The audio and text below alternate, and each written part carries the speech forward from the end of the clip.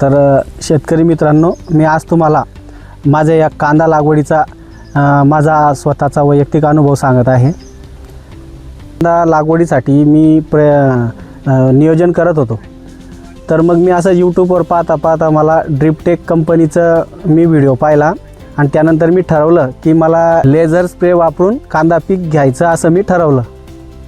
पूर्वी जेव्हा मी ड्रिपने कांदा पीक घ्यायचो त्यावेळेस त्या ड्रिपने जमीन ओली करण्यासाठी खूप मर्यादा यायच्या, त्यामुळे जे ड्रिपजवळ जे बी असायचं त्याला भरपूर पाणी होऊन जायचं आणि जे ड्रिपपासून जे लांब पडलेलं बी असायचं त्याला पाण्याची कमतरता भासायची, त्याच्यामुळे पिकामध्ये समानता दिसत नव्हती।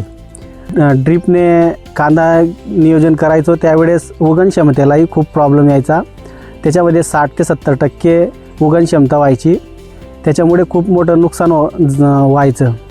लेझर स्प्रे वापरल्यानंतर मग कांद्याची उगण क्षमता 80 ते 90% मला दिसून आली। लेझर पाईपमुळे पाण्याचं एक समान वितरण होत होतं, त्याच्यामुळे पिकाची क्वालिटी चांगल्या स्वरूपाची दिसून येते। लेझर पाईपमुळे सुरुवातीपासून तर शेवटपर्यंत पावसासारखं पाणी हे शेतामध्ये पडल्यामुळे आपलं पीक अतिशय चांगल्या प्रकारे उगवून येतं।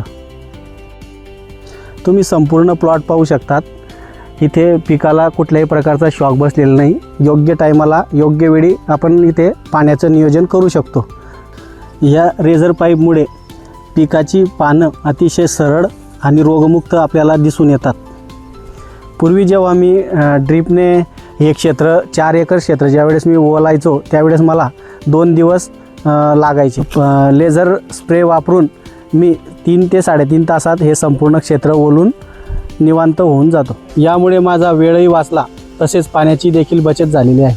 सगळीकडे समान पाणी मिळाल्यामुळे पिकाची वाढही संपूर्ण क्षेत्रात एकसारखी झालेली दिसते।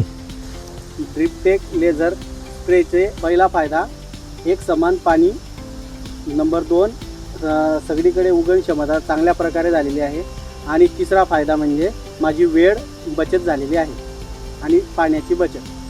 कांदा पिकामध्ये शेतकऱ्यांना मी असा सल्ला देऊ इच्छितो की तुम्ही लेझर स्प्रेचा वापर करा। धन्यवाद।